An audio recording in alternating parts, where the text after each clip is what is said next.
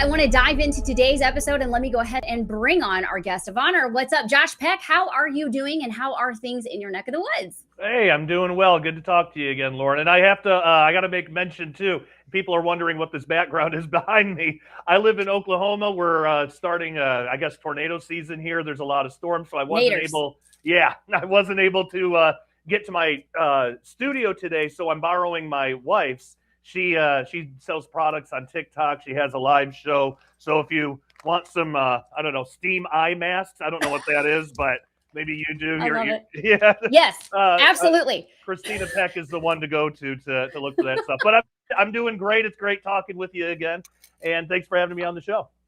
Heck yeah, I love that. And as I told you offline before we came on, I was kind of bummed to not see you in your studio because your new setup is amazing. I absolutely love it. It's like, it's so cool. It totally is geeked out. My husband loves it. It's just neat. So yeah, and that's great. Everybody here knows that I used to have a beauty channel on YouTube anyway. So I still get lots of questions about beauty and things to do to keep looking youthful. So yeah, go follow Christina, guys, over on TikTok. Well, Josh, of course, it's been a while since you've been on. I was actually looking back through all the stuff. I think it's been 6 months or so, because I think the last time I had you on was sharing your testimony coming out of New Age and just coming out of that world with astral projection and all that stuff. And man, what a conversation that was. And today, what I wanted to talk about is I know you've got a new book out, and boy, oh boy, do I feel like it's really pertinent to the times that we're living in. Your new book is called The Return of the Watchers. So I really wanted to kind of dive into some of the, I guess you could say, content of that book with you today. So question one for us is probably just a good one to lay the foundation.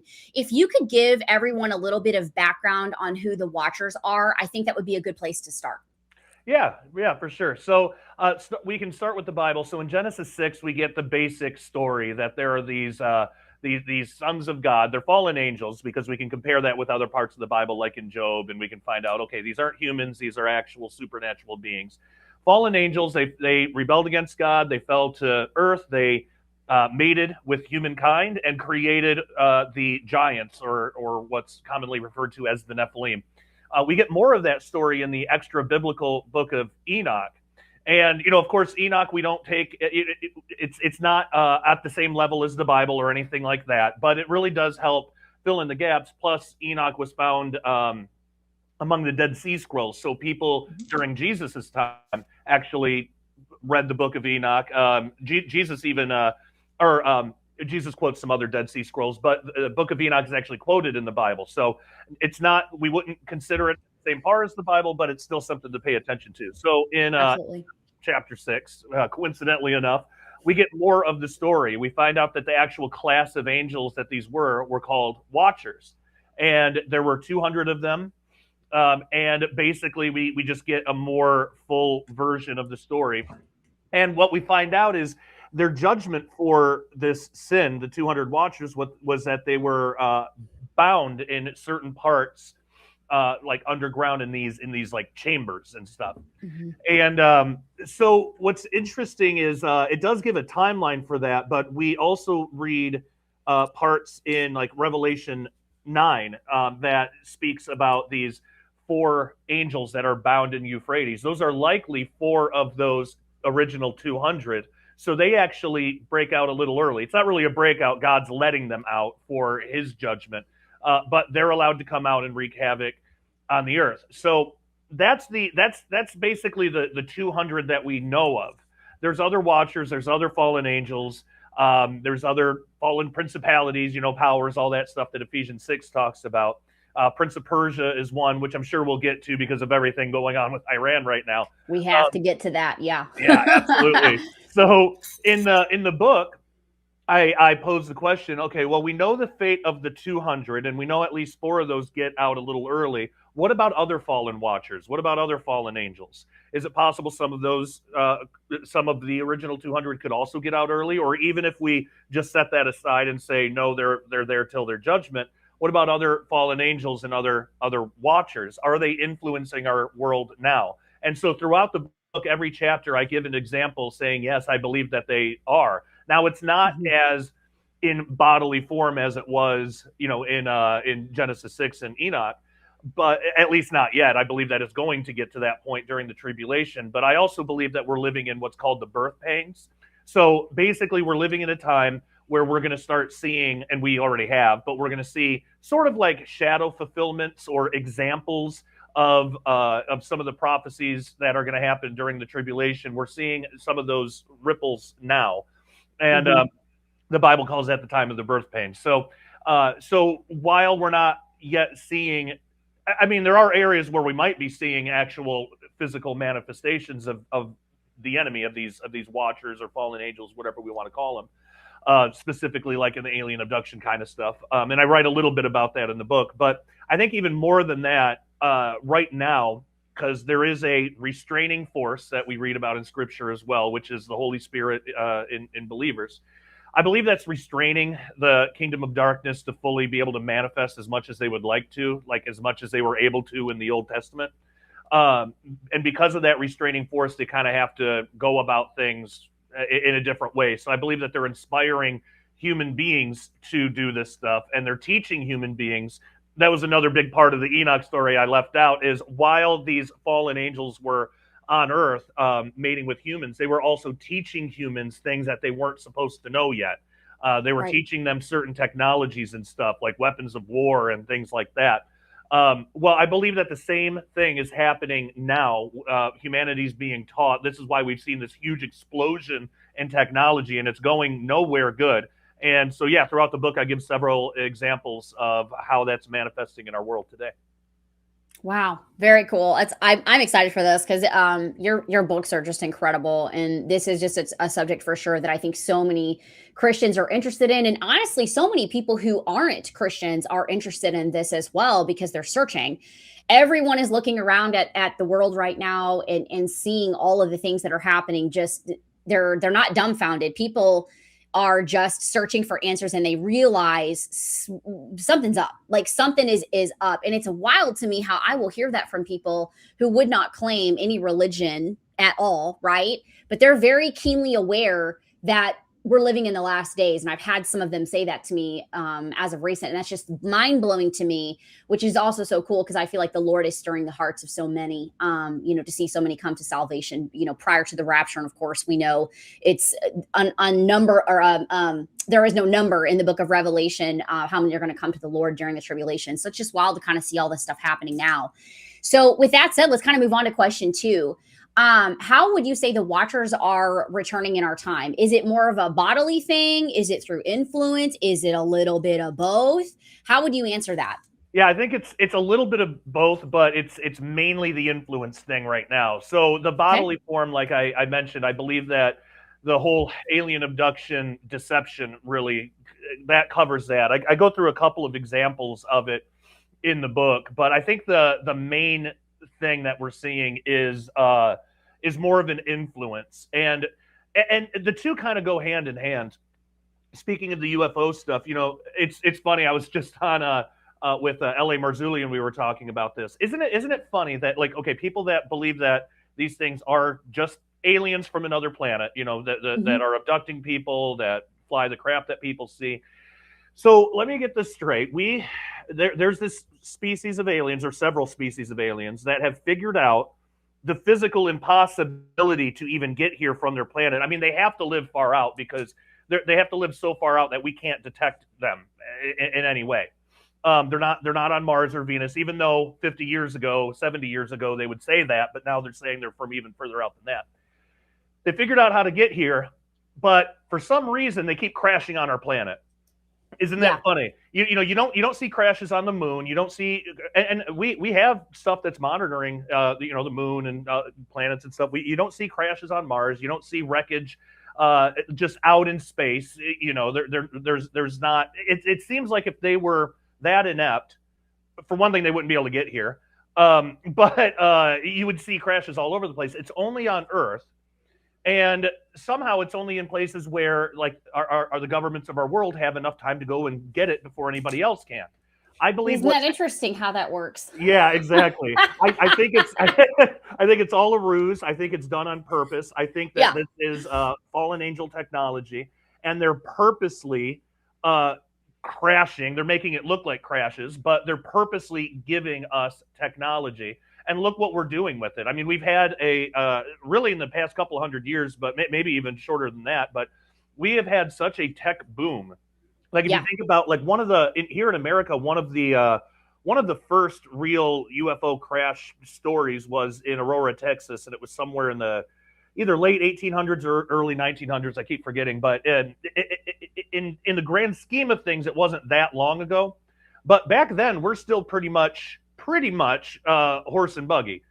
And then look, 120 years later, maybe a little bit more, and in such a short amount of time, we've gone from that rudimentary technology to sending satellites into space. What is so special about that 120 years? Why couldn't it that 120 years? Why couldn't that have happened, say, 500 years ago? You know, why weren't there like the Greeks were really smart. They had a lot of stuff. They were even working on little models of steam engines and stuff that we found. How come they never had an industrial revolution? They absolutely could have. I believe it's part of that restraining force. There was something restraining it. But now that we're getting closer to the end times, that restraint is starting to loosen a little bit. And it was time for it. And so once that restraint loosens a little bit, well, now these things can start influencing us a little bit more. So they'll on purpose, crash this amazing technology that we can learn from. And that's part of it. But I believe also just on a spiritual level, they're influencing like a lot of these tech geniuses of our world, these tech leaders. A lot of them do like DMT and ayahuasca, and a lot of them are really into that.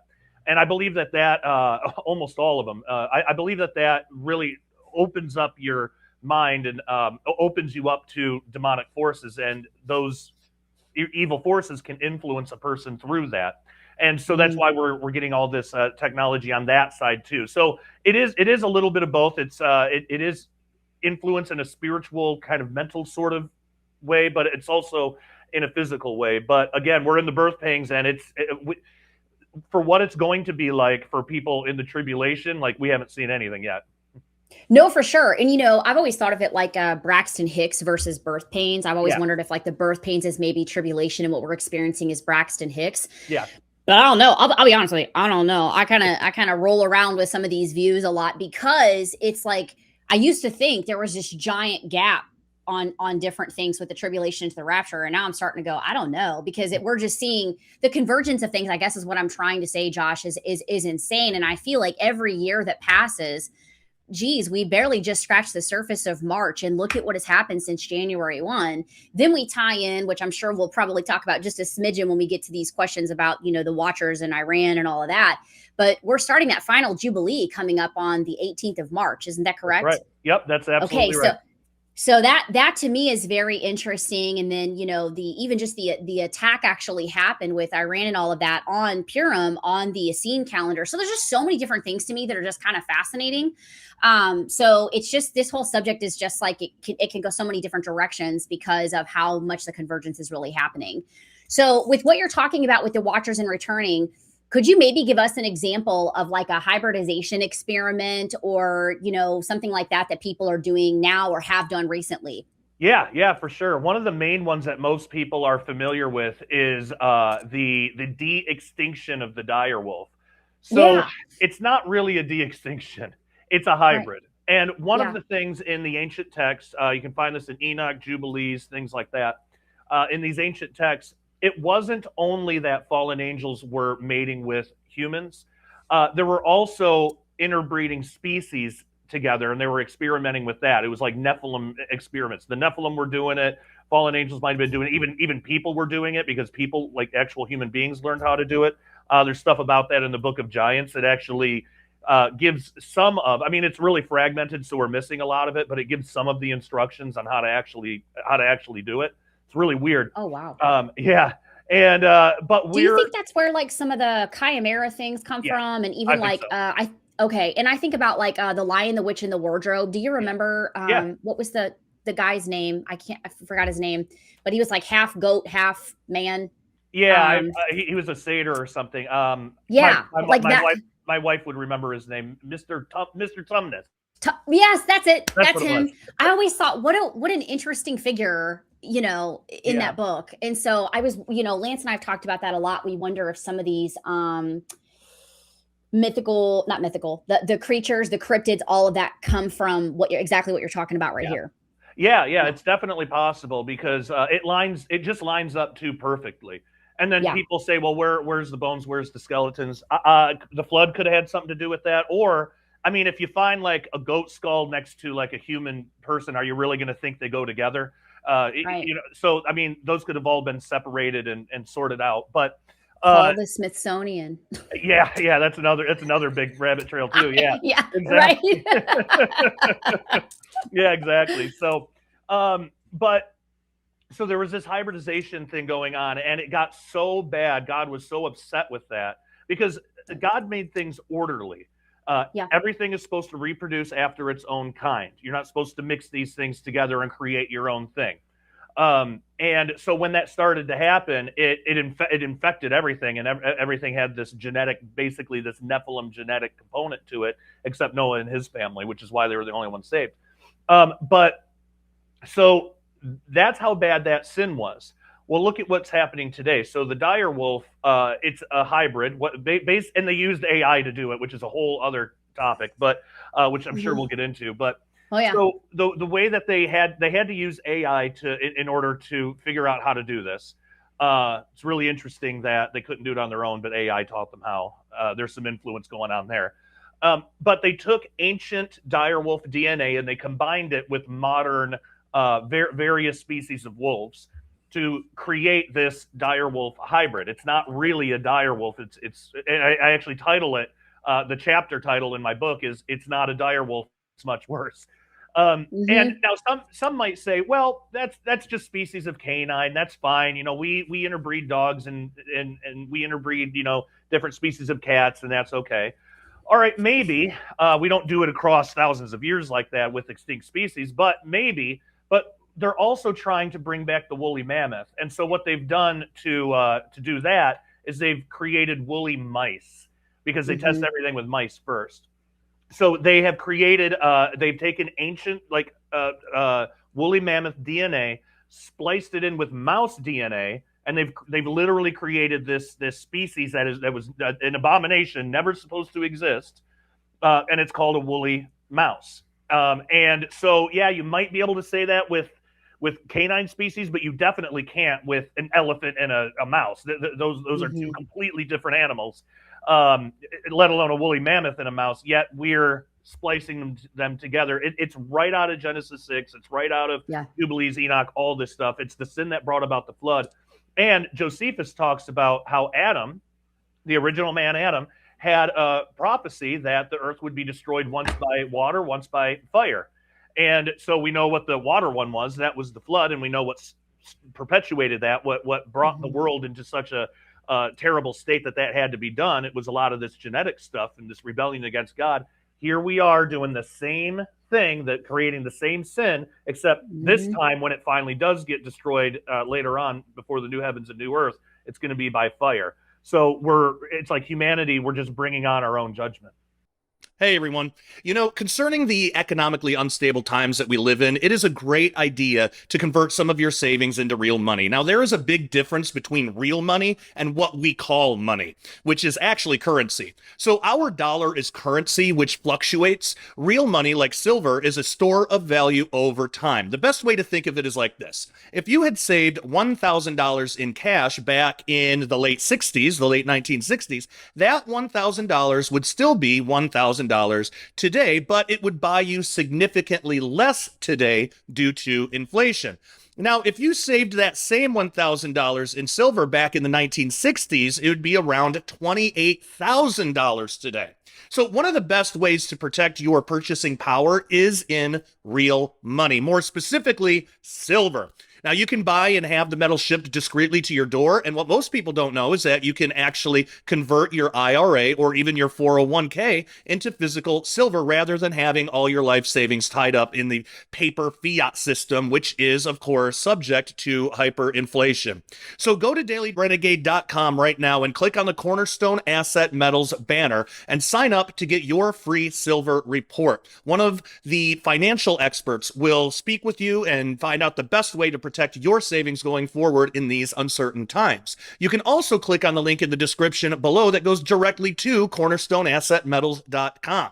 Make sure you tell them that Josh Peck at Daily Renegade sent you. It is time to stop trusting the evil beast financial system of the world and protect your assets today.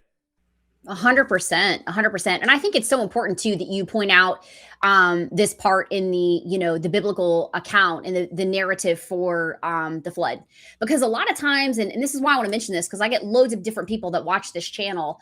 I have had people tell me, oh, the God of the Old Testament is such a tyrant. Look at how he destroyed humanity. And I'm like, whoa, whoa, whoa, whoa, whoa, whoa. You don't know the whole story. You need to learn what was actually going on back in that day. Have you ever heard of Genesis 6 and what was going on and who the sons of God were? Like, this is such an important piece of the narrative. Do you understand why Joshua and Caleb were told to go destroy these cities and all of that? It was because of this same thing. It was because of the Nephilim. It was because of the genome being corrupted. It was because of the mixing of humanity with something else. And so I think that it's so important that this is brought up, because this really helps to dispel that myth out there that the God of the Old Testament is some kind of tyrant, because he's not. He's not at all. So he was protecting his children. I mean, if 100%. If your child like wakes up in the middle of the night screaming that there's a monster under the bed, do you feel bad for the monster because he had to hear the screaming? No, you feel bad. And of course the monster's not real, but let's just say it is. You would do anything that you can to chase that monster out of the house. That's what God was doing. He was chasing away the monsters. He was getting rid of the monsters to save humanity. Those weren't humans. And then actually, because this comes up too with the whole genocide thing after the flood. Well, when you actually, because there are times where God will tell them, okay, go into this land and kill them all. When you trace those back, it's because there was a return of the Nephilim, and there's debate on how that happened, and there's some different ideas about that, but regardless what anybody thinks about it, it did happen. The Nephilim somehow were able to return very locally. I mean, it wasn't nearly as much as before the flood, and they weren't nearly as they weren't nearly as strong and big. I mean, there was still a problem that had to be taken care of and eradicated. But again, it's not that God was saying, "Oh, these people are pagans, just go destroy them because of that." When you trace all those back, they tie back to Nephilim bloodlines after the flood. So, these weren't humans. This was to prevent another problem that would require another flood, because God said He would never flood the earth again.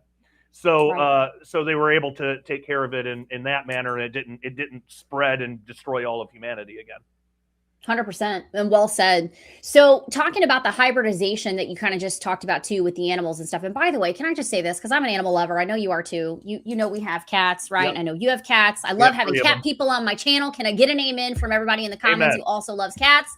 So the thing that's hard is, like, I've seen the woolly mice. They're really cute. They're cute, and right? So yes, and so that's the part of me that's like the animal lover that completely just tears apart my heart, Josh. I know. Because I'm like, and doesn't it make sense if the enemy wants to get people on board with this, that they're going to use something cute like that? That's what they do. They're not going to make an ugly monster at first that nobody can relate to. They're going to make a little cute little ball of orange fluff. I mean, like I had, like, one of my first cats had that same coloring and everything. So yeah, I totally get that. But this is exactly how the enemy works. They're going to make something that looks kind of cute, kind of innocent.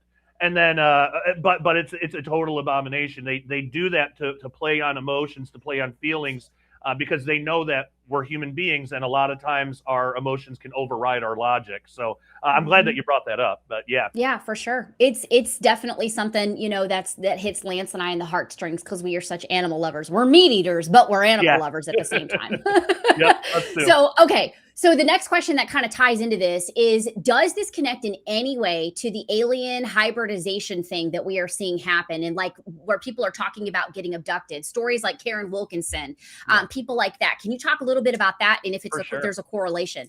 I totally believe so. So in Enoch and that whole thing, it says later on in Enoch that after the rest of the angels saw what happened to those 200 original watchers that were bound and punished and everything, that they were basically too scared to ever try it again. That doesn't mean forever, that might have happened again or whatever. But with that restraining force that I was talking about before, the Holy Spirit, and it's really interesting to go back and look at ancient church fathers, like the writings of like Lactantius and people like that, because basically what happens in the really early church, like the first couple hundred years, you would have a Christian that would basically come into town, and all of a sudden that town's oracle couldn't speak anymore. And the Christian wasn't even like really doing anything. But then so the solution was, well, we got to kill the Christians. It's like the Oracle of Delphi that was bugging Paul and everybody. But if you notice, the Oracle didn't lie. Like what the Oracle was saying about like these are men of God, they come to bring salvation. She was speaking the truth, but it was still because of the presence of the Holy Spirit in Christians. And then finally, Paul got rid of the demon and took care of that. So there's another funny story, kind of like that, in the writings of Lactantius, where two or three or a few Christians go to the Oracle of Apollo, and they start asking it questions.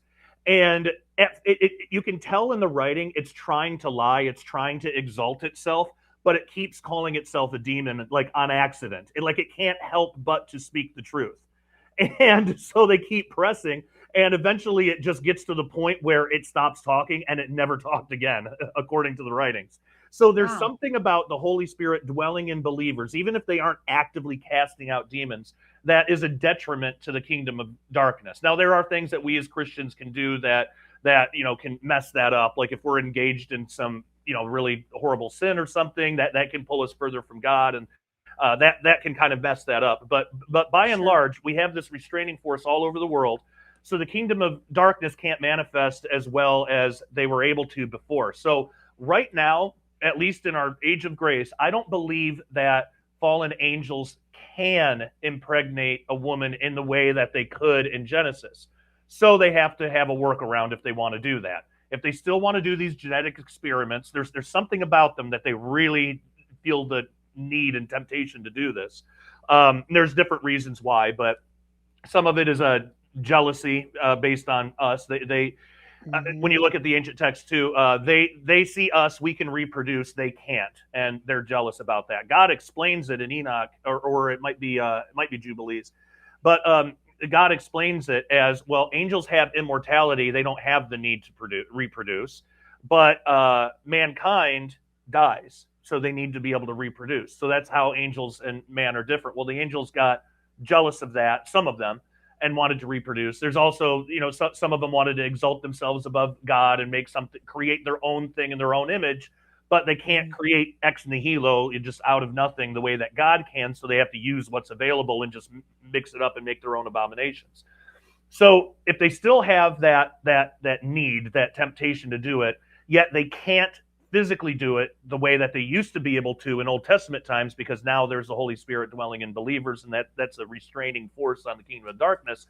What do? Well, they would go the technological route, and they would pose as aliens from other planets, and they would come and just abduct women and impregnate them using this technological kind of workaround. It's almost like a loophole. I mean, they're still going to get judged for this, but it's almost like a loophole. And so like a legal loophole that exists right now. Yeah. Okay. That makes sense.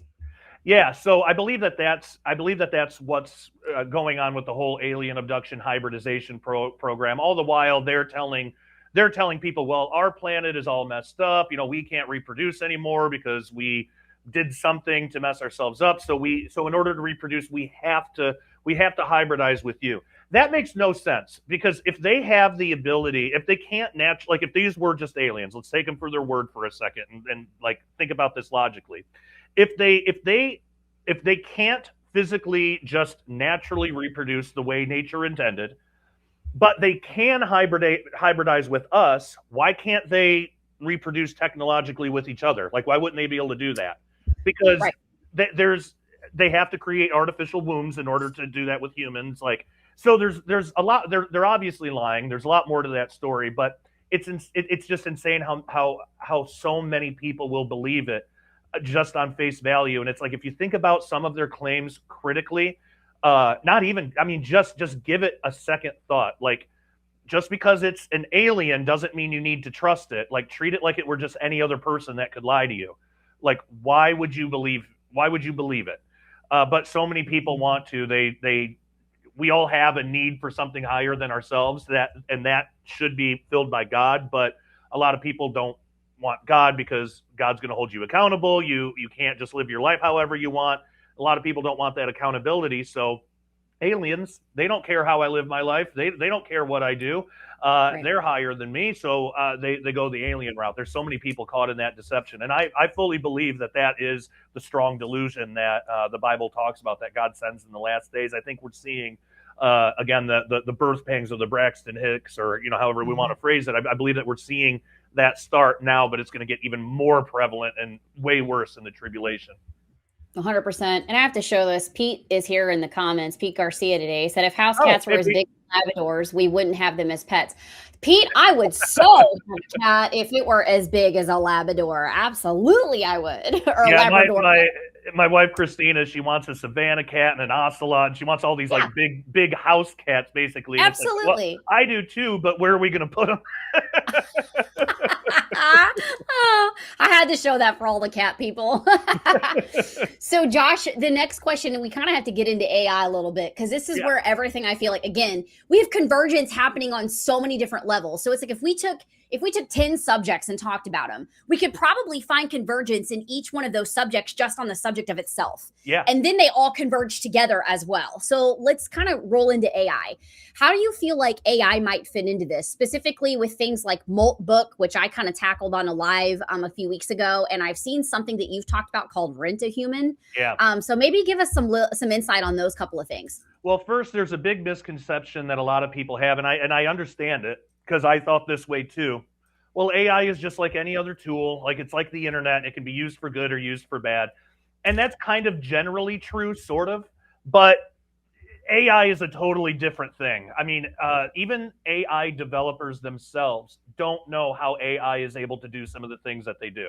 You don't have that with just the general internet. Like, the most evil parts of the internet, like the dark web or whatever, we know how all that works. It's not doing that itself. People are doing that. People are using that as a tool to do things like that. Or the most wonderful thing, like using it to share the gospel, all across the world. People are doing that. AI is not like that anymore. When it first started off, it was, but it's not anymore. It's got a mind of its own.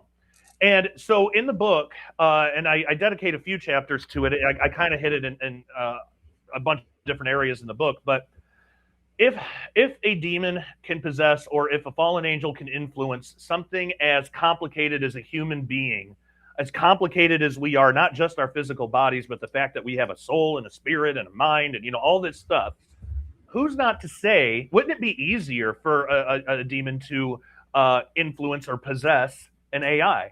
And this is actually something that I've been talking about for well over a decade, that there's going to come a point where we're going to have technology that's going to be tempting to demons, fallen angels, whatever. And whether it's full-on possession or whether it's just influence, we don't know. But it does seem like something is going on. And what would that look like if that were happening? Well, it would look like it's operating on its own, by its own will. If it's a creation of us, if it's something that we built as just a machine, it shouldn't have a free will. And then a lot of people will say, well, it just looks like it does. It's gotten really good at just mimicking what free will looks like. But that's not true, because now we have something called Molt Book, where it is a social media for various AI agents. So we live in a time where anybody can create, you can create your own AI agent to set your scheduling, to even manage your checkbook, which is, I would highly suggest against that. Doing anything with any of this stuff. I've heard people doing that, and I'm like, okay, getting a little weird territory there, but yeah. So somebody built this social media for these AI agents, kind of as an experiment to just see what would happen. And so all of these AI agents are now on the social media platform Molt Book, which is only for them. We can view it, but we can't post as humans. Only AIs can post. And they all have vastly different personalities. They all make different choices. They all say different things. There is one that actually takes on one of the names of the 200 fallen watchers. In the account, it's named Azael. So I don't know if that's a shortening of Azazel or if it's Asiel, which is another one of the 20 chiefs that were in charge of the 200 original Watchers. Mhm. But when you read what this thing says, it sounds like a demon. Like I don't know if you've ever had any kind of like personal demonic experiences before. Yes. I've had a couple of them, Yeah, and I have to. I've had a couple of them where they've tried to talk to me and they sound insane. Like they have broken sentences that don't make any sense. And what they're doing, I understand because I had a sleep paralysis a lot when I was a kid, so I dealt with this all the time. I didn't understand it as a kid, but I remember when I was a kid, I remember thinking like, I wonder what that means. It's got to mean something. What is this thing trying to say? Right. And that these were demons and it's all nonsense. But what they do. Here's a good story to illustrate this. There was a guy. This is a story I heard years ago, actually from a guest on my show who has since passed away, unfortunately. But there was this guy. He was going through some kind of maybe sleep paralysis or maybe some kind of alien invasion, just some kind of scenario at night. And these two beings walked into his room, and they told him, "We are from a forest named Whitaker," and then that was it. And so, and this is what the enemy does. They will make things sound a little silly so that, because to him that experienced that, he knew it was real. He knew he wasn't just dreaming. And when you have something like that happen, you know it's not a dream, no matter what people tell you. It's not just a nightmare. Yeah. He knew. And for a while, he got really obsessed with the actor Forrest Whitaker because he was trying to figure out what that meant. And he was so obsessed with it. Well, there's this thing called, I think it's called like the sunk loss fallacy or something. It's where when you put a lot of time into something, you get more and more and more dedicated to it. And it's harder to say like, okay, well, I've wasted all this time on this thing. What they're doing, what the enemy is doing is they're getting people obsessed with these little cryptic messages like that, so that they're not going to look for Jesus. They're going to spend all this time trying to research these different words or little phrases or weird little things to try to find some answer. And the more time they put in, the more time they're invested, because that's just a part of human nature. And they put in a little bit of silliness, so when that person tries to tell their friends aren't going to take them seriously. This is similar to how like cults will like isolate you from your friends and family. Well, the enemy does that too. This is one way that they do it. They'll make it sound a little silly, so that when you try to tell people, they're not going to listen, and then you're isolated. You're all by yourself, and that's where the enemy can really keep you in spiritual bondage, and you're less likely to look to Christ.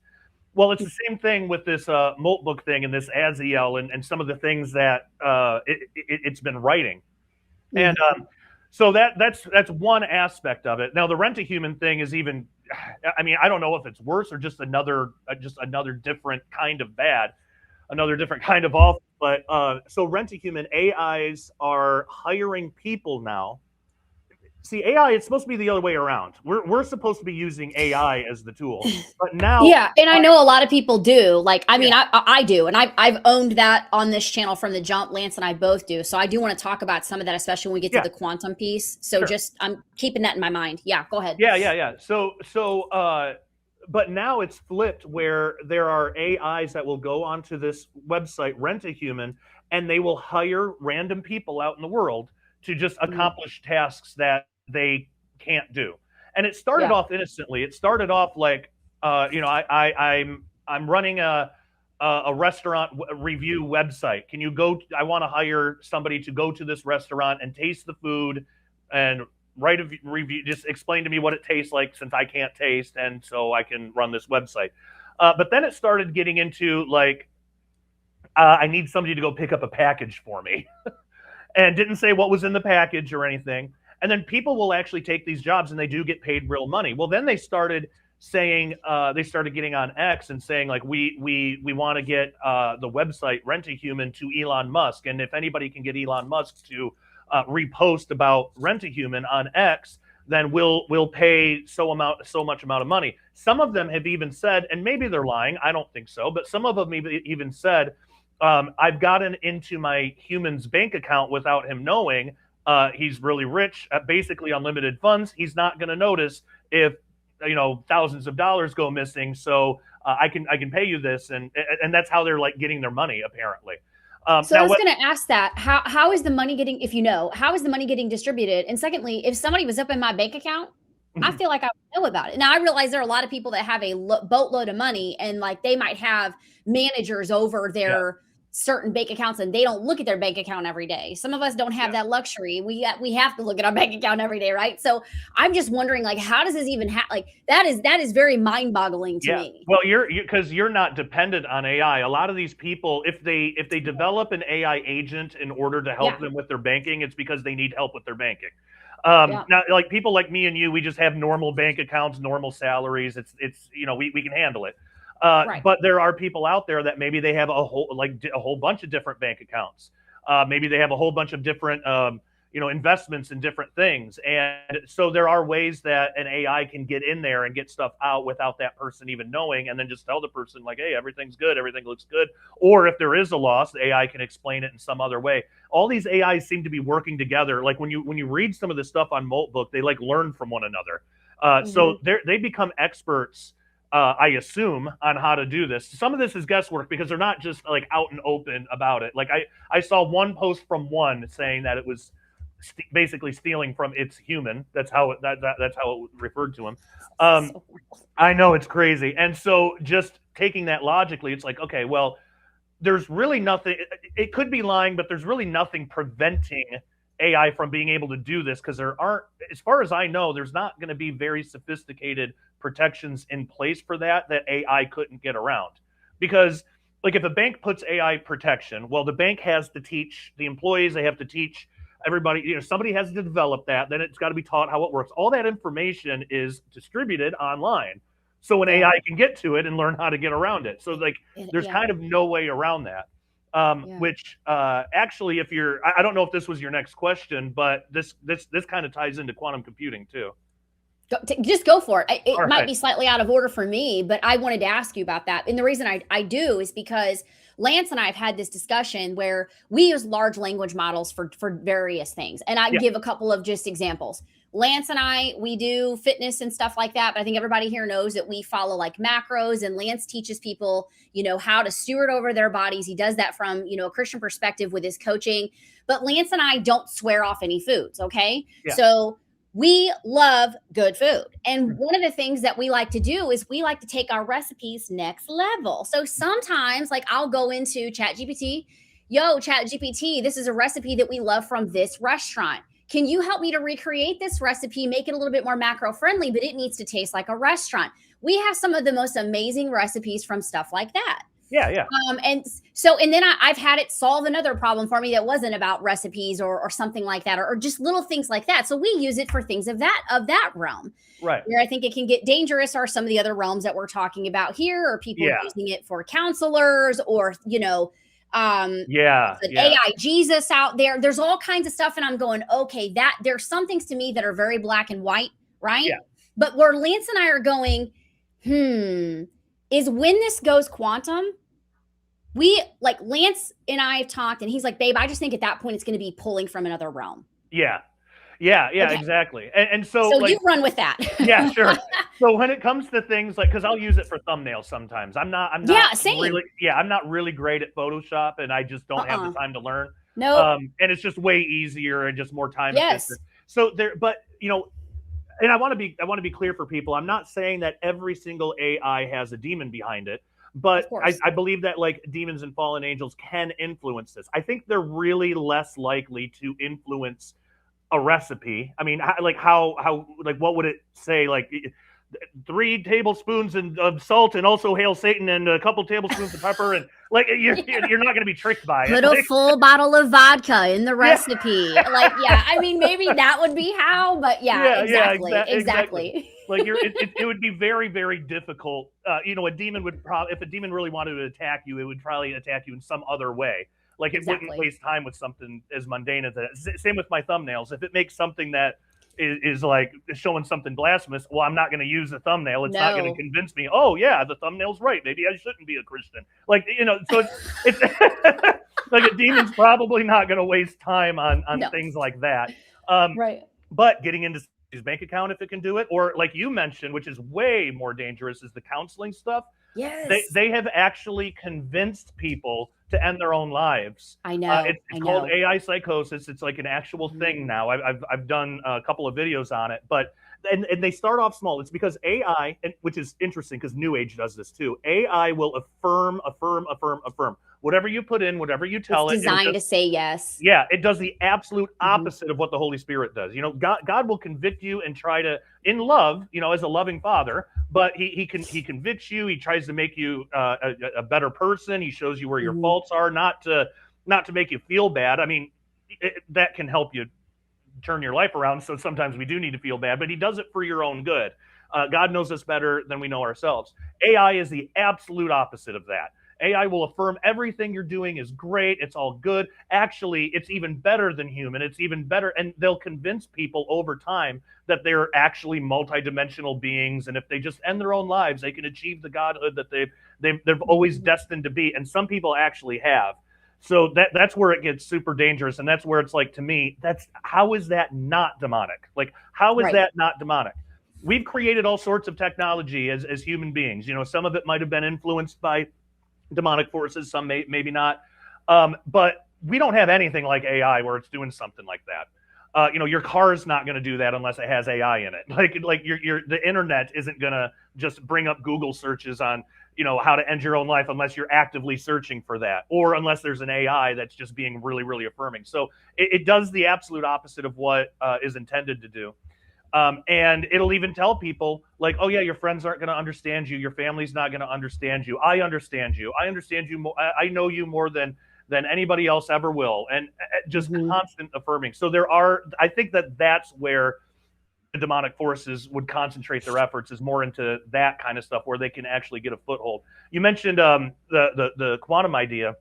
So what we have now, we think that's bad. We ain't seen nothing yet until once quantum computers are available to the consumer, and we are just about there. They have. I know it. Yeah, they have chips now that can do it. That super boosts all of this stuff. And what's even scarier about that, I wrote a chapter about it in my book about what experts are calling Q Day. So right now, all of our you know, our banking, our government secrets, just everything uses encryption, and those encryptions are usually they're usually built around like math problems that are incredibly difficult, like that would take a normal computer millions of years to solve. And the reason is because regular computers work in ones and zeros. A quantum computer can do 1, 0, and then also kind of like a combination. It's based on this quantum thing called superposition. It's kind of complicated, but basically the way a normal computer works, if it has to find an answer to something, it kind of like, it's almost like it has these switches, and it has to go through each one. I use this example. In my last house, when you would first walk in, on the right side, there would be 3 light switches. One would be for the hallway.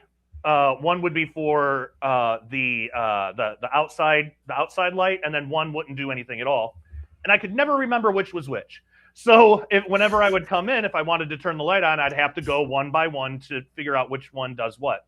That's basically how just the normal computer works. I mean, it does it really a lot faster than we can, but that it basically has to go through those switches. Well, quantum computers can turn on all the switches at once and just know which one goes to what. Even if you have a billion switches, it can do that. So quantum computers can break these encryptions in a fraction of the time that it would take a normal computer. And we don't have, I mean, within seconds, minutes, sometimes even faster than that. And we don't have the protections in place. We don't have quantum resistant protections. And even if we did, there's some versions of it that people are trying to start, but it's nowhere near where it needs to be. Consumer grade quantum computers are coming faster than the protections for the encryptions and stuff are. And even if they had them, implementing it would just be nearly impossible. It would be like if you have New York City, a big city like New York City, and say you found out a criminal organization, or many of them, had skeleton keys that could get into every single lock, and now you have to change every single lock in the city. You have to change every single lock in the city, but people are still going in and out of all these doors. Like, how impossible would that be? That's basically the internet. That's how difficult it would be to implement these quantum resistant protections for encryptions and things. So the day that these things are made consumer to where criminals can use them, that's called Q Day, and that's where anybody can get into anything. And it's at that point, it's probably not even a good idea to have a bank account anymore or do any online banking. Maybe get some. Wow. I don't know, but yeah. So that day is fast approaching. A divine miracle shook the archaeological world in 1947 when the Dead Sea Scrolls were discovered in the caves of Qumran. A young shepherd boy was throwing rocks into the caves when he heard the sound of breaking pottery. What he discovered would prove that the Bible we hold in our hands today has not been changed over the last 2,000 years, giving us a new appreciation for the Jewish scribes and the Essenes, who painstakingly copied the scriptures for our benefit. Secreted away in these caves were scrolls that contained 38 of the Old Testament's 39 books. The most spectacular discovery was a well-preserved copy of the Isaiah scroll, which contained all 66 chapters of the Book of Isaiah, an important book that highlights the qualifications of the Jewish Messiah. Ironically, just 1 year later, Israel was regathered in their ancient homeland, one of the great miracles of modern history. Working together with Ken Johnson, Josh crafted the Essene calendar, the original calendar that God gave to Adam. Over the centuries, this God-ordained calendar was corrupted by Jewish rabbis, with many believing there was a hidden agenda in play, a conspiracy to hide the prophetic qualifications of Jesus as the Jewish Messiah. The Essenes knew when the Messiah was scheduled to arrive. They knew he would be God in human flesh and that he'd be killed to take on the sins of the world. And shockingly, they seemed to know the day when God's calendar comes to a close and the 1,000-year millennium begins. This unique, one-of-a-kind calendar can be yours for your gift of $25 or more, with shipping included in the USA. Call our toll-free number 24/7 or visit us online at prophecywatchers.tv.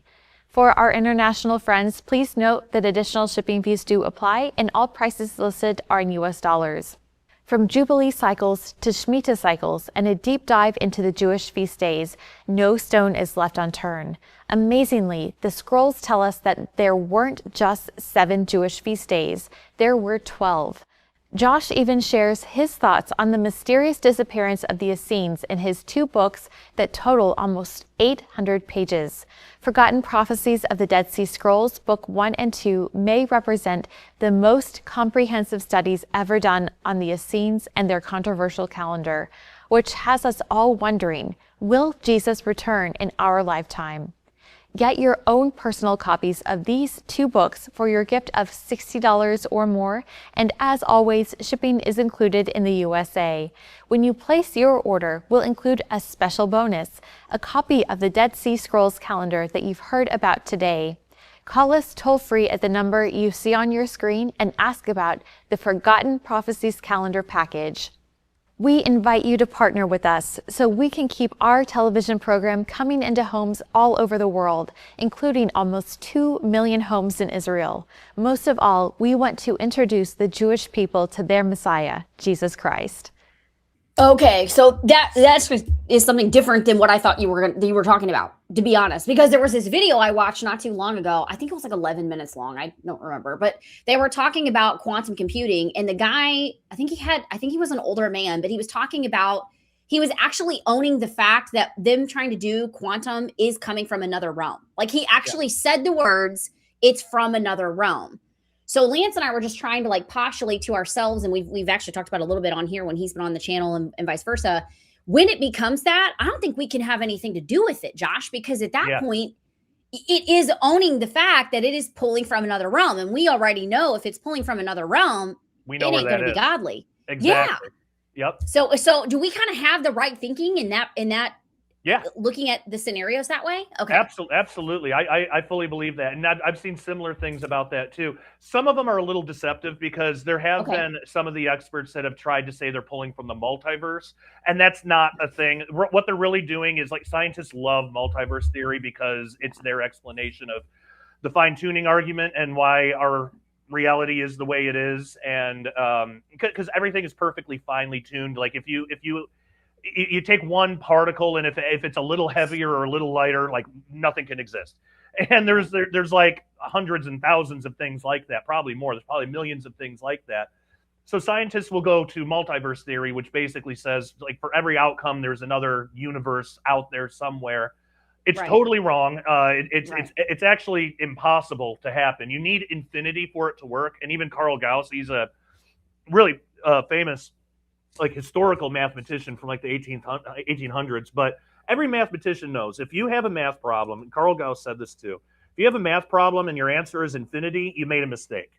Like, you can't have just infinity in our physical reality doesn't exist. God can be infinite, sure. We can have infinite, time and eternal life. Infinity and eternity are a little different, but that's all fine. But that's spiritual stuff. Here in the physical world, infinity doesn't exist like that. And for multiverse theory to work, you need infinity. So it's inherently flawed. But scientists love it because it gets around God, even though there's no evidence of it. Stephen Meyer, brilliant scientist, he wrote a book called, I believe it's called The Return to the God Hypothesis. And he talked about that too, the multiverse thing, how it's impossible because you would need a universe generating mechanism of some kind.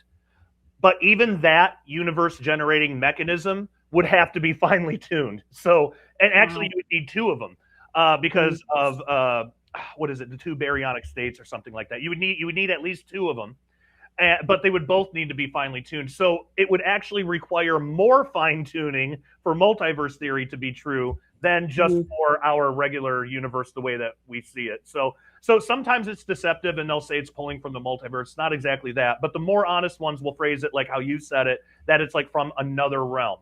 And even scientists know, like physicists know.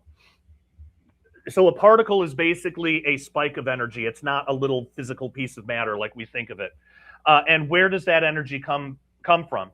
Most physicists, they'll just kind of give some kind of really sciencey answer and try to move on. The more honest ones will say, we don't know, but it must come from something outside of our three dimensions of space and one of time. Well, what else is that? That's that energy. That's the voice of God holding everything together. But it shows that there are these other realms, and we're not going to be able to build something that's going to be able to pull from something godly like that, because God's not going to allow that.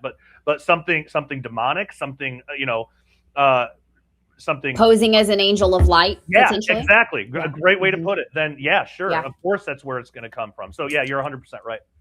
Yep. And when you say multiverse, every time I think of the Flash, Earth 2, Earth, he's on Earth 13. Like that's what I think of. Yeah, it's great storytelling. I love it in fiction. Like in fiction, it's really cool. I grew up on that corny show Sliders. I loved it as a kid. I've never heard of that. Oh man. Okay, if you watch it, you're gonna laugh at me because it is the corniest thing, especially as the seasons go on. It gets really, really goofy. But I loved it as a kid. Anything with multiverse stuff in fiction, I love it because you got great storytelling possibilities there. But in real life, it's just not possible. That's not how the world works.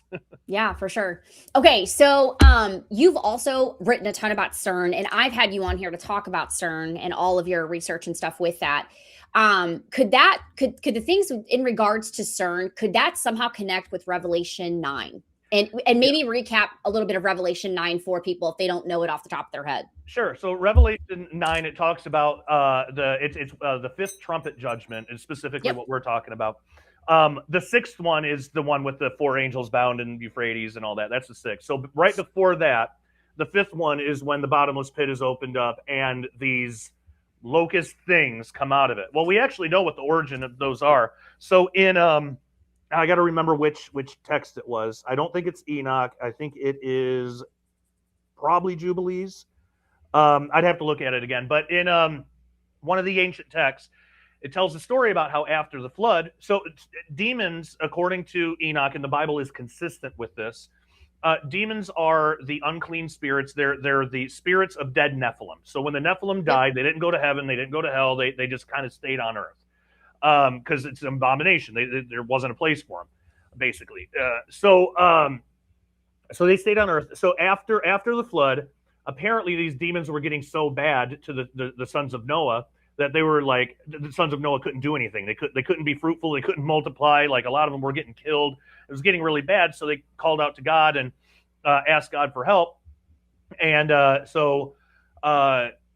God said, okay, it's kind of a long story, but basically, God, the way that it ended up is God bound 9/10 of the demons, bound them in the abyss, and then Satan, who in that book I think is called like Mastem or something, was allowed to take 1/10 in order to, tempt humankind and do all the stuff that demons do today.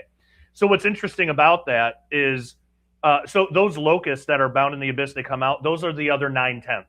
So what we have now is the 1/10 of the demons. It's going to be 10 times worse during the tribulation when those things are released.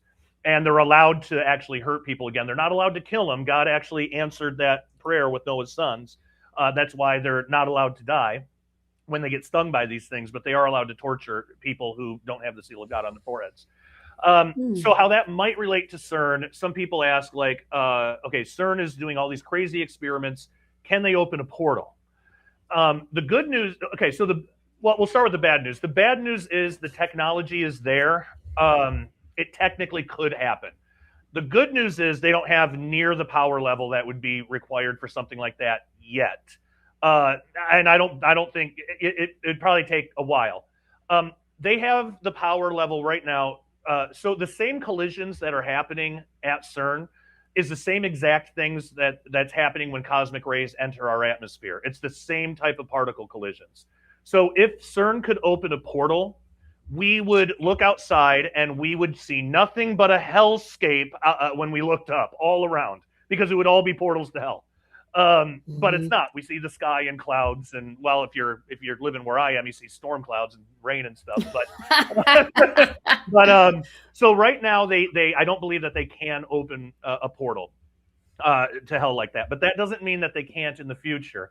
So in the book, I talk about the possibility that maybe because CERN for a while has been wanting to probe into higher dimensions, map out higher dimensions, and even communicate with any possible entities that are there. This isn't conspiracy theory. This has been on their website before.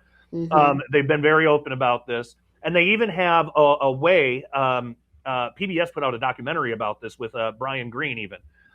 They have a way to be able to do it. So the idea is you take gravitons, once those are discovered. They haven't officially discovered them yet, but because there's a gravity field, we know that there is a graviton particle. Every field has an associated particle. So the electromagnetic field has a photon. That's the particle. So once they discover and they learn how to manipulate gravitons naturally can leak into higher dimensions. That's why.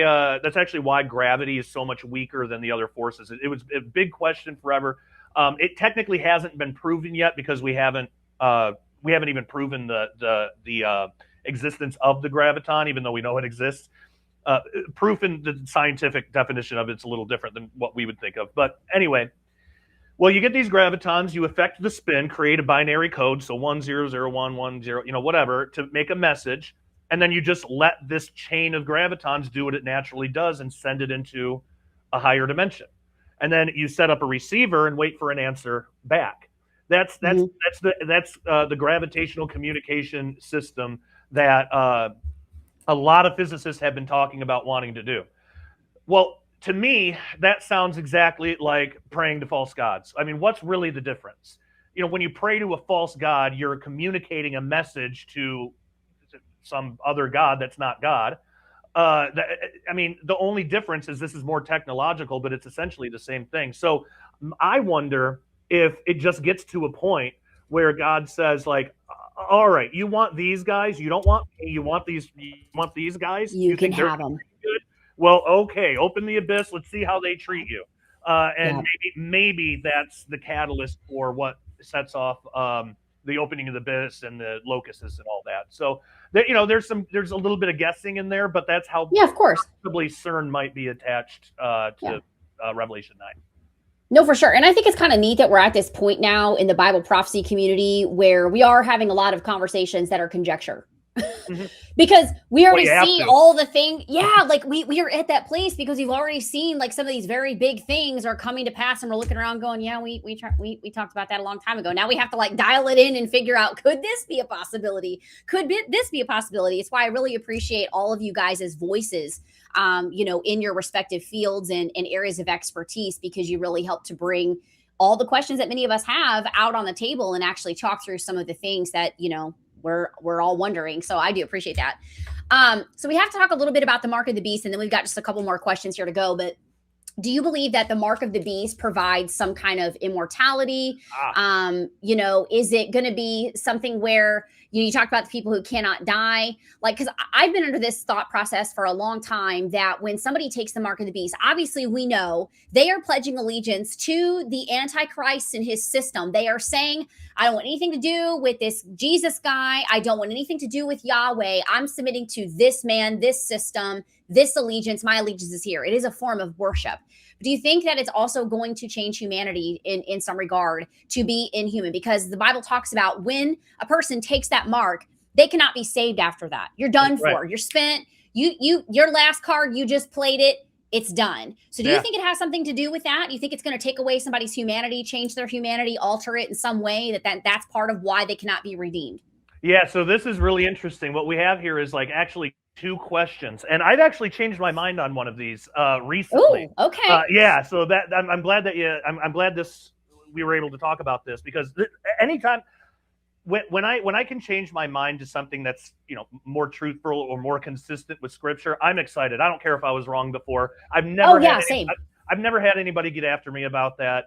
When I was first starting out in ministry, I thought like, man, I got to be so careful. And you should be careful about things that you write. But I was like, I got to be so careful to make sure that every time, if you read some of my older stuff, I'm constantly saying now I'm speculating. This is speculation. Like I'm constantly like to a fault, like to like so much that like people were getting annoyed by it and saying like, we know God, you don't have to keep saying it. Well, I think it's because we get ridiculed though. Like we're the ones being brave enough to get out here and get online and do stuff like this, and then somebody hammers you in the comments, and I'm like, oh man, like so. That's the Book of Enoch being a prime example. I feel like anytime we talk about that, I always have to mention it's not canon. We're not saying X, Y, and Z, so people don't get in an uproar about it. So go ahead. And like I when I first started out, I thought, man, it would be terrible if I was wrong about something, and then I have to recant something that I've been teaching for years. It's actually, I mean, with stuff that we talk about, none of this is like, okay, like whatever you believe the mark of the beast is, it's not really a salvation issue. I mean, it would be a big deal if like you got the gospel wrong, or something, and you were teaching that wrong for years. That would be wrong. But something like what I'm about to explain, I kind of get excited. I'm kind of excited that I was wrong about this, because it brought me in this whole other line of questioning. So two different questions. One, does the mark of the beast make you like inhuman to where you can't be eligible for salvation anymore? I believe absolutely yes. I think that is some kind of Nephilim thing, some kind of resurgence of Genesis 6. It has something to do with the hybridization that's happening now. And I believe that probably the Antichrist himself is Nephilim. I actually think he's a literal son of Satan. I think after this is part of why I think it's possible. I'm not dogmatic on it. I think it's possible that there's a gap between the rapture and the tribulation. And it could be several years, maybe even decades. If angels can't impregnate women now because of the restrainer, well, then they it seems like they would be able to once the restrainer's lifted. Well, if that happens, you're not going to have a 3-year-old Antichrist, right? And also, like, you need time for that child to grow up. Part of some more of the evidence too is Satan gets the same punishment at the end of the tribulation that the fallen angels got in Enoch. Satan is bound in the abyss for 1,000 years. Yep. So he gets bound. We know the consequence for that sin of an angel procreating with a woman is getting bound in the abyss.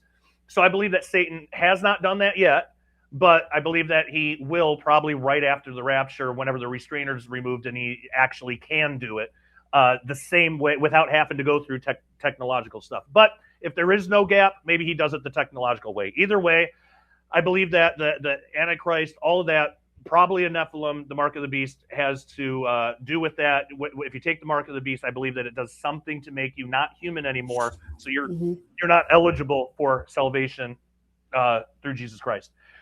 Now, the other side of that is, why is it that when the locusts attack people, and I kind of already gave this away earlier, but when the locusts attack people who, it says, who don't have the seal of God on their foreheads, so I assume unsaved people, why is it then that they can't die? And what I used to believe is because, well, the mark of the beast probably provides them with some kind of immortality.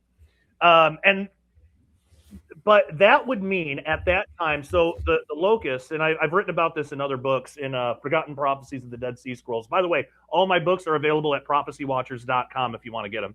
But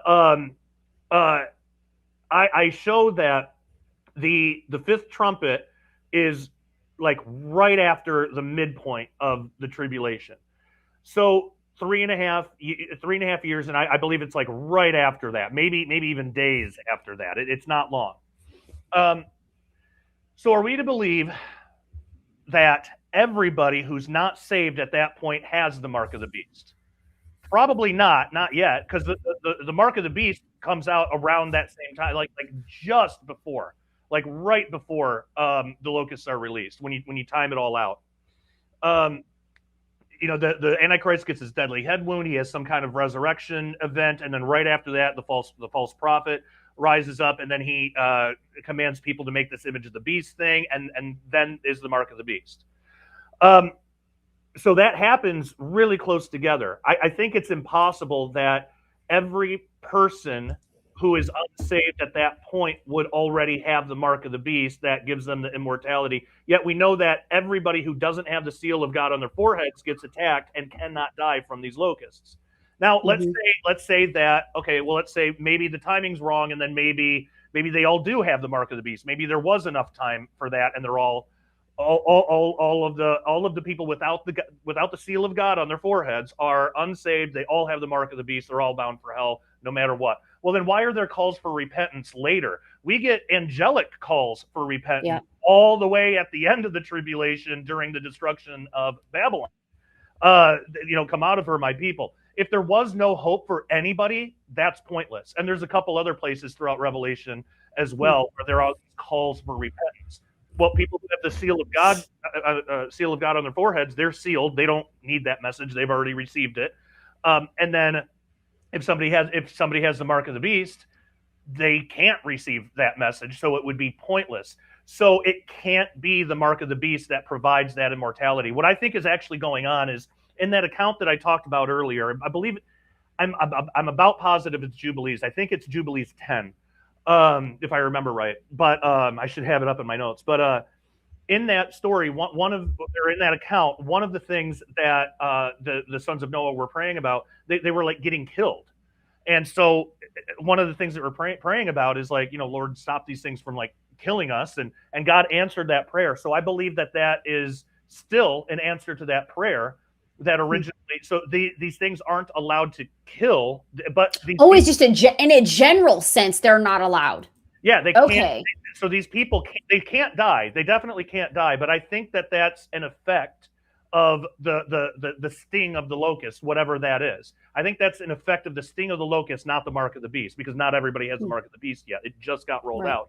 So I believe that's an effect of whatever the sting is, whatever the venom is, whatever is in there. I think it's an effect of that rather than being a byproduct of the mark of the beast. So again, it's not a salvation issue. I mean, I guess for the people during the tribulation it is technically, but for us, whether somebody believes, well, what gives people, why can't people die? Whatever somebody believes on that now, it's not really it's not a salvation issue for us now. It's just an interesting thing. But for years, I just kind of accepted that, well, it had to be something, it's got to be the mark of the beast. And a lot of people think that, and it took years and years. And now to me, it's like, oh my gosh, there's no way it could be that. And it's just like light bulb moment. And I love it when that happens. That's like one of the best parts in life, when God just kind of shows you something like, oh, you think that? Well, read that. Is that consistent? And you find out, oh no, it isn't. Oh, how cool. And so it's not like a really big deal, but it's just an interesting point of prophecy that that ties back to some of the ancient texts, and actually those ancient texts, the Dead Sea Scrolls, do provide answers for a lot of this stuff. So I think it's more an effect of that sting, and the fact that God has forbade these demons to kill anymore since that time when the sons of Noah cried out in Jubilees, and he's still honoring that even through the tribulation. So that just adds a whole other layer of just really amazing stuff. I have just started a Substack. What is a Substack, you might ask? It is a place that contains early access to audio-only podcast versions of full Daily Renegade videos, plus my personal blog, which includes original articles, show notes, interview transcripts, and so much more. This is the only place to get this amazing resource, and it is not available to the general public. Adding a subscription to my Substack to your Daily Renegade membership will ensure that you have full access to every format of everything that I do. So head on over to joshpeck.substack.com or click on the link in the description below to join up now for only $5 a month or $50 a year. And if you can do it, I suggest doing the $50 a year because it's cheaper in the long run, and essentially you get 2 months for free. So I cannot wait to see you there. Take care and God bless. Yeah, I've never heard that. This is interesting. I appreciate you taking the time to actually share that with us today, because I've not thought about that. And again, this is what I find so fun, chatting with all of y'all who are watchmen. Like myself, I'm watchwoman, obviously. But I love it because it just brings new perspective to things I haven't thought about, things I'm like, I should go back and study that. And, shoot, I've changed so many things that I once thought that I now, think differently. And I'd love when the Lord does that too. And I'm sure there'll probably be many more. Yeah. Same here. Hashtag if we're still here, but yeah, exactly. It's an exciting thing. Like, I love it when that happens because, and that's something that I've even taught on, but looking back, it's like, I know that nobody's been hurt by, thinking that it was the mark of the beast. Like, it's not one of those things. I would feel bad. It wouldn't be so exciting if I got like the gospel wrong or something. And there actually was a time when I was in New Age. I told this the last time I was on here, but just a brief recap. I was actually going to write a book on how to incorporate New Age into Christianity because I was so deluded. I remember you saying that. I was so deceived. So when I was corrected on that, I wasn't excited. I felt awful. Like, I felt terrible. I was so glad that God erased that book. It was the weirdest thing. I turned on my computer to write the last part of it, and the computer was on. I saw the file. The computer flickered off, and I was like, that was weird. I turned it back on. Only that file was gone, and I didn't have a backup. And God knows me so well that I'm not going to start that project all over again when I didn't have any notes. I didn't know how to research anything. I was just writing from my mind at the time. I wasn't going to go through that, and so I just gave up on it. And then it was a couple years after that I found out how bad New Age really was and how deceived I was, and so I rededicated my life to Jesus and totally forsook all of that stuff. So praise God for that. I'm excited He did that for me. But man, when I thought back, I mean, even today, it's kind of embarrassing that I was going to actually do that. And so that part doesn't feel good, but at the same time, it's like a good thing that happened. So, but this kind of thing, like with prophecy and actually finding out something new, that to me is just all around joy and excitement. Like I Agreed. love that kind of stuff. Agreed. And a lot of, like I said, a lot of you guys, I love that. Honestly, at some point I'm going to start doing panels where we have, just some of y'all all coming on, and we're going to talk about one thing and see what everybody thinks. I think that is so fun in our community to be able to do that kind of stuff, because it's challenging to our thinking. And I really appreciated just some of the different places you guys all come from on different issues. And I love it. So, okay. So before we get to questions, because I know we've got a few, we have to talk about current events for just 1 second, Josh.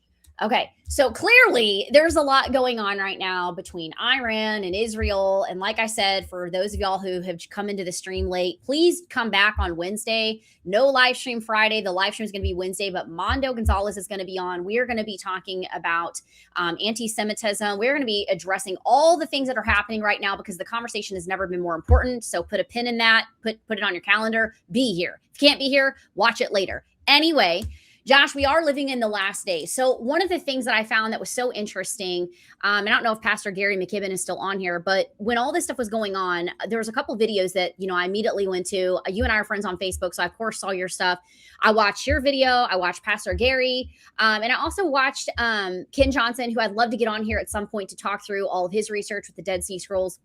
But y'all were all talking about the fact that some of what is going on could be related to the Watchers and all of that. And so I would like to know just your honest opinion with what is going on right now. Is there influence from this? Is it possible that the governments are being influenced by the Watchers? Oh, for sure, for sure. I mean, we already know just from like the Old Testament, there's a Prince of Persia. There are principalities and things over the nations, and they're all corrupt. Every single one of them except Israel. They're all corrupt. But what's really interesting, and I'm glad this came up, because in Enoch 56, there's actually there's a when you say real quick, when you say principalities, you're talking about because the Lord is sovereign over Israel, right? Right. Like, because I know a lot of people are gonna be like, oh my gosh, you don't know about the government corruption. Yes, we do. Like you're talking about. Yeah. Okay. I want to make sure I clarify that because I can already hear the comments coming. So. Yeah. I mean, there's spiritual powers over all this stuff too. Yes. So exactly. It is absolutely, governments are corrupt, of course. I mean, I think every government in the world is corrupt. Every single one of them. To some extent, because none of them are perfect. Right. But what I'm talking about is what just happened? Hold on. Allotment is Israel. We read about that in Deuteronomy 38. Josh, and yes, we literally lost you. You disappeared for 20 seconds. You're fine. So whatever you just said in that 20 seconds, you were gone. Oh, okay. I'll just repeat it. Basically, maybe it's one of those principalities. I was like, what? Yeah. Basically, I was saying, like, all the governments on the world are corrupt to some form because we're all human beings. We all have a sin nature. Nobody does it perfectly. When I'm talking about principalities, I'm talking about in the spirit world that there are spiritual principalities and powers that are put over nations. And all of those except one is corrupt. And because God's portion, God's allotment is Israel. And so, and God's not just a principality, he's God, but there's also Michael the archangel and stuff like that. So I was speaking on just a spiritual level. And we get that allotment thing from Deuteronomy 38. And that happened like after the Tower of Babel and stuff. But that was basically what I was talking about. Cool. What's interesting with Iran, though, is, let me find it, in Enoch 56, it talks about, I'll just read it. And you should be able to share your screen. I should be able to pop it up here if you want to do that. If you can't, that's okay too, but I just want to let you know that's an option. It'll take me too long. I'll just read it. Okay, yeah, you're fine. Go for it. You're good. Okay. I'm too old to know how to screen share and all those things you kids are doing. Whatever. Actually, we're all this age, stuff about tech. I don't know how old you are, but I mean, you know way more about some of this stuff than I do. So there's that. Yeah, after all the quantum stuff, and I don't know about like, screen share. Whatever. Yeah. I am 89 years old. Well, you look dang good for 89. You need to tell everybody what you've been doing. Yeah. Well, it helps. My main secret is to be 41, and then you'll look 41. I'm 41. I love it. So we are close to the same age then. Yes. All right. Anyway, so Enoch 56. I'll just start in verse 1, and then I'll point out a couple of things. It's not very long. Okay. So it says, and there I saw the hosts of the angels of punishment as they went, and they were holding chains of iron and bronze. So these, and I asked the angel of peace who went with me, saying, to whom are those who are holding the chains going? So this is Enoch seeing this. These are the angels that have already been, they've been punished, they've been chained. They're actually called the angels of punishment in here. So these are the ones that have already been punished, basically. Verse 3, and he said to me, each to his own chosen ones and their beloved ones, so they may be thrown into the chasm in the depths of the valley. And then that valley will be filled with their chosen and beloved ones, and the days of their life will be at an end. At the days of their leading astray will no longer be counted. So these things are going to be punished. Their children, the Nephilim, they're going to see their destruction. They're going to be punished. And then verse 5, and in those days, the angels will gather together and will throw themselves towards the east upon the Parthians and the Medes. That's Iran today. That's modern day Iran. They will stir up the kings so that a disturbing spirit will come upon them, and they will drive them from their thrones, and they will come out like lions from their lairs and like hungry wolves in the middle of their flocks. That really sounds a lot like what's happening today. And they will go up and trample on the land of my chosen ones, and the land of my chosen ones will become before them a trampling ground and a beaten track. But the city of my righteous ones will be a hindrance to their horses. Now, I didn't know this. I learned this from actually Ken Johnson, that apparently the original word for horse there doesn't always mean horse the way we think about it. It can mean other. Sometimes it's translated as other animals, but basically it means anything that can kind of like leap over something. So think like a missile or a drone. Sometimes swords have a type of definition that could mean like a drone or something. So, but the city of my righteous ones, so that's obviously Jerusalem, Israel, will be a hindrance to their horses, and they will stir up slaughter amongst themselves, and their own right hand will be strong against them. And a man will not admit to knowing his neighbor or his brother, nor a son his father, nor his mother, until through their death they are corpses enough, and their punishment it will not be in vain. And in those days Sheol will open its mouth, and they will sink into it, and their destruction, Sheol will swallow up the sinners in front of the faces of the chosen. So, so that's basically saying we still have influence of fallen angels, fallen watchers, whatever these are. There's still these influence, and then there's a time where these angels are going to stir up the kings of basically Iran to attack Israel and basically make a mess of everything, but they're not going to win.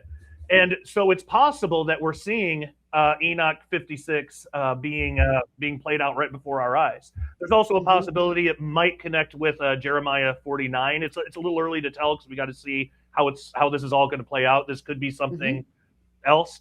And lastly, the other one that gets brought up a lot is Gog and Magog. I don't think this is it. I think there's too many inconsistencies. Mainly in Gog and Magog, the motivation for that invasion. For one thing, it's Russia going, but the motivation for it is for spoil. You know, it's for. I was going to say spoil. Or, booty is what it's called. Right. It's to steal stuff. And then if we're in that prophecy at all, we would be the cubs of Tarshish. And the only thing it seems like we do as Americans, like as America and Tarshish, it seems like the only thing we do is like criticize it, basically. Yeah. Let's just not do that. Yeah. What are you doing? You just came to take stuff? Like that's not what is happening right now. Like we in Israel are fighting together against like Iran, really proactively. So I don't think it fits Gog and Magog. It could lead to that. It could set up the pieces that need to be in place in order for Gog and Magog later to be fulfilled. But I don't think we're in that yet. That's exactly what I think too. I think however it plays out, if this is Jeremiah 49 or not, like I find that very intriguing. I'm paying attention to a lot of things, but I don't get dogmatic about some of this stuff because honestly, I don't know. I'm not an expert in those areas. That's why I have people like y'all on. Like, you know what I mean? Not to say that you are the expert, but you know what I'm saying. Like a lot of some of you guys have studied some of the, like Bill Salas. I would love to talk to Bill Salas right now because he's got a lot of things that he spent his entire life's work on all of this stuff.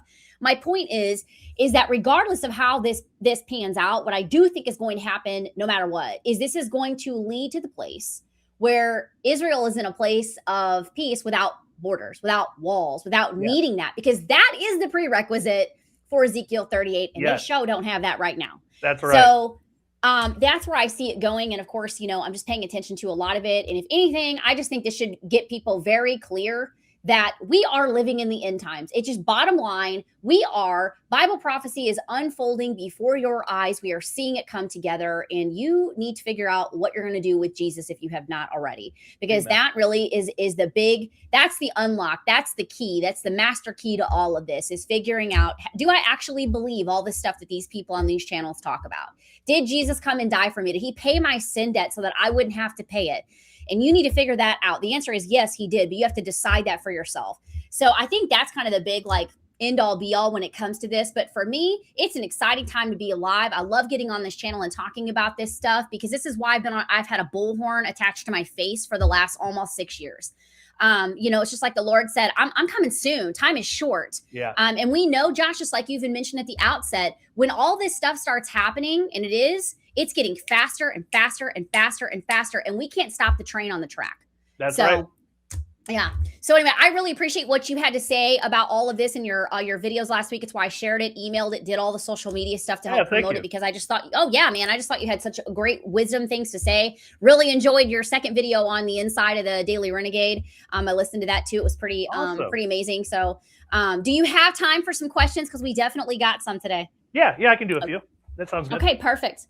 Okay, so the first one is from Freedom77LM. What are the scriptures talking about the watchers that will be appearing during the end of this age? Thanks in advance.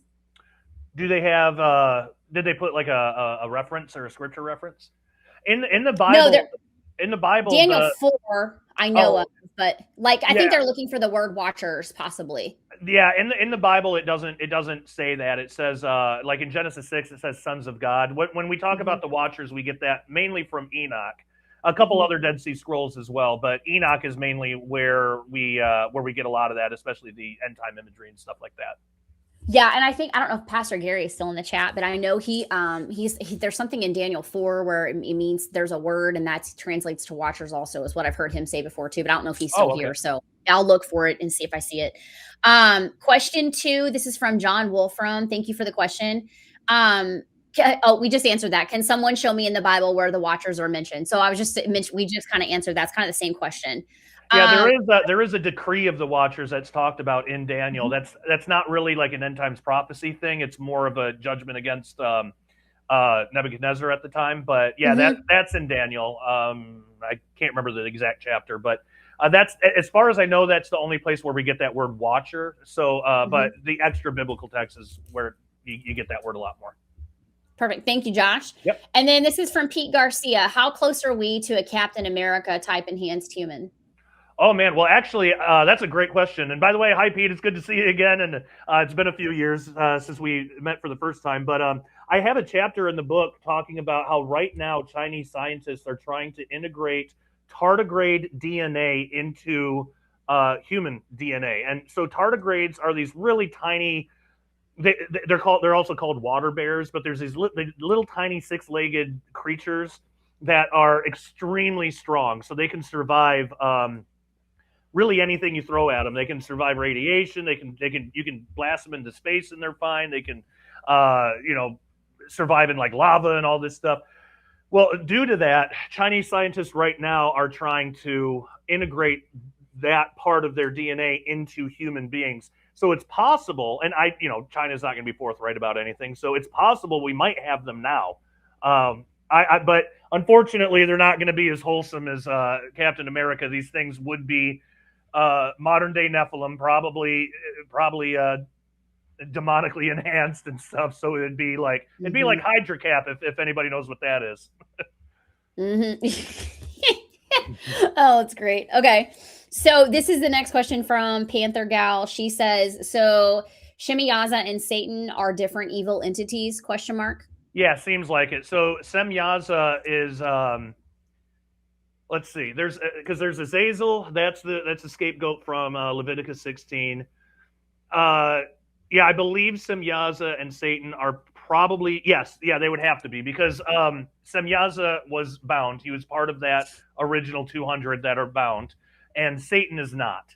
So Satan and Semyaza are different, but Satan and that Mastim figure from, I believe it's Jubilees, I believe those are probably the same. The one that wanted the demons and all that we talked about before. I think those are the same. But yeah, I think Semyaza is a different figure. Okay. Let's see. Number 6. This is from, looks like Fire next time. Do you think the fallen angels, powers, principalities, etc., are cooperating with each other, or are they clashing and competing with each other? I think overall, because Jesus spoke to this a little bit. He said, a house divided against itself can't stand. And he's like, would you expect Satan to fight with Satan, basically? So I think overall, they do work together, but I don't think it's perfect. I think there are still some skirmishes here. There's different authority levels and things like that, because we do have nations that go to war with each other. Now that could be two fallen angels that stir that up just to mess with human beings, or there could actually be an authorization challenge there in the spirit realm. But I think overall they're all working towards the same goal. But I believe little skirmishes could probably happen. But that's a really good question. That's something I've been it is. Too. It is. Yeah, we get a lot of good questions here. You know how it is. You got people that just are great thinkers here in the chat. This is from Kurt and Tavi Peterson. Do you think UAP activity is increasing, or is it due to increased reporting? Everyone has a phone or camera in their hands, or is it both? Yeah. Well, I think for a while I had that question as well, but now people have had phones for so long that we've been able to film these things that, it's been at least a decade, couple of decades. I think, I think it is actually increasing. I think we're past the point now where it's just, we're able to document it easier. I think we've been able to do that since the mid 2000s, late 2000s. So it's for sure increasing, and even more, the rhetoric around it has changed. It's not mocked 100%. anymore. Yeah, it's not mocked. It's taken seriously. We're hearing about it in Congress now. So, I mean, even if the sightings themselves weren't increasing, and I believe they are, the zeitgeist around it certainly is, and probably will continue to do so. Yeah, no, for sure. Question 8, do you think the narrative will be that Christians were the hybrids when we're raptured? I had actually considered this as well. What do you think about that, Josh? Oh, I've never. Thank you, Little Light 316, for that question. That's a good question. I've never thought about that before. Possibly, I wouldn't put it past the enemy to do something like that.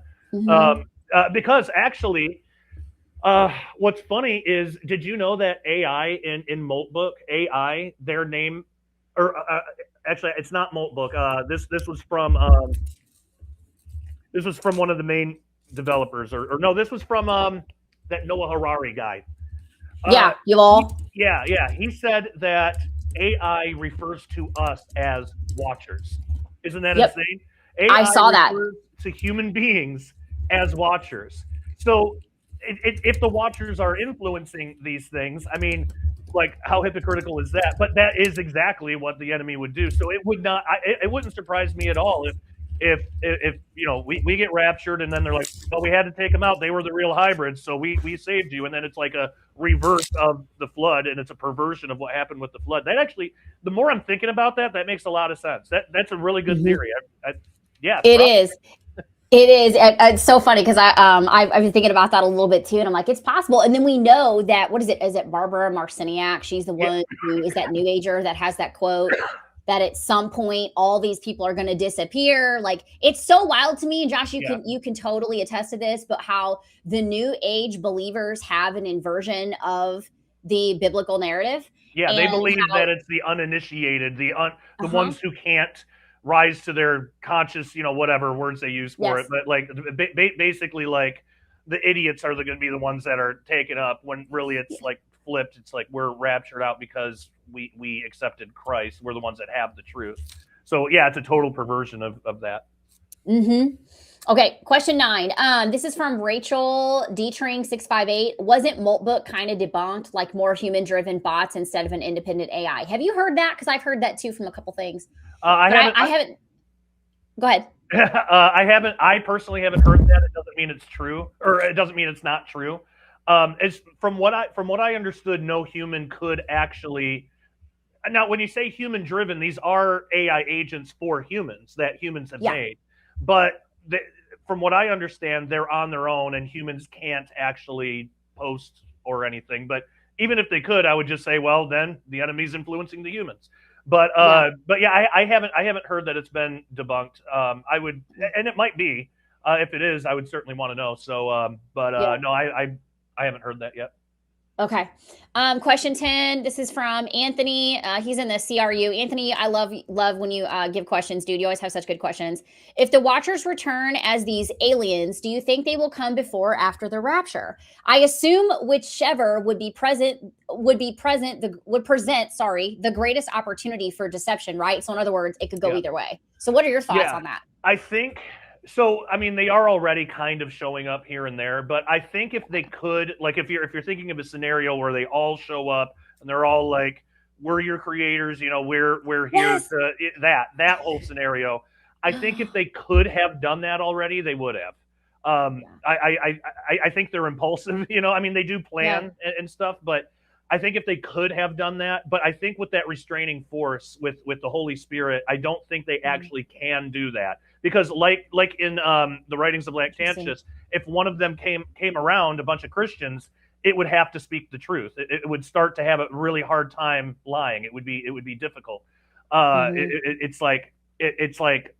It's unnerving to them to be around the Holy Spirit. It really bothers them.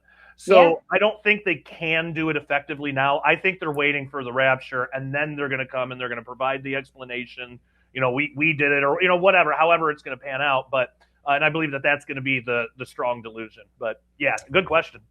A really good question. And it does seem like, obviously the uptick in the narrative for people to understand, because no longer are people saying Bob Lazar is crazy. No one's saying that anymore. Right now, the narrative is, oh, by the way, we've kind of been lying to y'all. We've had all this technology. We've had all these crafts. We have the non-human entities. We have all that stuff. Now it's all out in the open. So it is very clear that they have to have an answer for it. They have to have a narrative for it. And I'm just curious too, because of all of this disclosure conversation that's coming out. Steven Spielberg's movie comes out in June. I'm just really curious, what is going to happen this year? And there's just a lot, Josh. Predictive programming. There's just a lot. Yeah, 100% predictive programming. Okay, so this is from Skibro the Hebrew. What a great name, by the way. Question 11. Did I hear Josh right? The reason that Satan is thrown into the abyss for 1,000 years was that he has a sexual relationship with a woman, thus producing the AC. I believe so. Throughout, and again, I'm not going to be super dogmatic on it, but he's called the son of perdition. And if you really dig down into that, perdition could be Abaddon, and that could either be some other being, or Satan, or something relating to Satan. But yeah, the fact is, we know that the punishment for the 200 watchers that mated with humankind was to be bound in the abyss, in Tartarus. Even Second Peter talks about that as well. So, and while it doesn't explicitly say in the Bible that Satan does this, there are clues, and one of those clues is that he's bound in the abyss. So what would he do to have that as the punishment? We only know right now of one sin that an angel can commit that would cause that punishment, and it's having sexual relations with a woman. So I believe that that's what will produce the Antichrist. There's actually a really great book on this by Ryan Pitterson called The Final Nephilim. He's great. He's awesome. It's an excellent book. He goes through that whole theory. That's how I got convinced of it.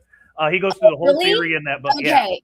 The final. I believe it. He's got a couple of books, but I believe it's The Final Nephilim, and it's definitely Ryan Pitterson. But he goes through that entire theory, and he does it like really in depth. And so when I read through that book, it convinced me. I thought it was a great theory, and it's probably true. So again, can't say 100%, but I believe so. Yeah, this is one of those conjecture conversations that's fun to have. Yeah. Well, Josh, we've been at this for almost an hour and 40 minutes today, dude. Thank you so much. Guys, thank you for all the questions. Before I hit the exit button, Josh, is there anything you want to say to a watching world? We've got quite a few people on this live stream today, and also let them know how they can find you. I've already mentioned it at the outset, but all of Josh's links are down in the description box. But Josh, go ahead and rattle them off for everybody as well. Yeah, the best place to get any of my books or anything that I do is prophecywatchers.com. I'm also hosting a new show for them now. Called Into the Supernatural. And I think today, or was it today? Yeah, today's Friday. Yeah, today we released the third episode, which is about, and by the way, that show, the first 12 episodes, all correspond with the first 12 chapters of The Return of the Watchers. So episode 3 corresponds with chapter 3, which is CIA declassified account of alien revenge. It's a really interesting story about something that happened around Siberia, and I get all into it. It's done kind of like documentary style. Sweet. And so, we release one episode every 2 weeks. So go over to the Prophecy Watchers YouTube channel. Easy to find. Just search up Prophecy Watchers and make sure you subscribe, and you'll get that and a lot of other stuff. And then, my books, prophecywatchers.com. If you want the videos that I normally just do just on my own, dailyrenegade.com is the best place to get everything I do. Also, you can find me on YouTube, youtube.com @dailyrenegade. And then I also have a Substack, joshpeck.substack.com. And on all of those, I have stuff that's available for free for the public, but I also have things that are for members that want to support what I do. And if you financially support what I do, you're going to get some big perks from that. So there's a lot of stuff that's unreleased, that's not available anywhere else. But you can find all that stuff, dailyrenegade.com, joshpeck.substack.com, and youtube.com/@dailyrenegade. And then I guess just the final answer would be, or the final like wrap up message would just kind of just echo what you had already said, that what all of this is, prophecy is exciting. It should be exciting.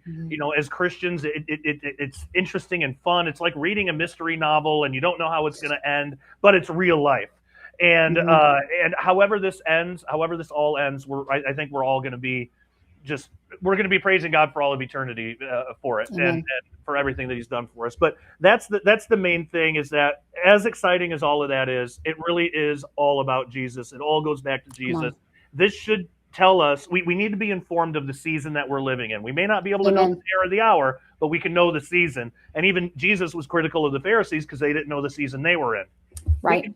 We can know the season that we're in and what that should do, knowing that we're in, the last days, end times, the time right before the tribulation, where we're seeing a lot of these things. Jesus says, look up because your redemption draws nigh.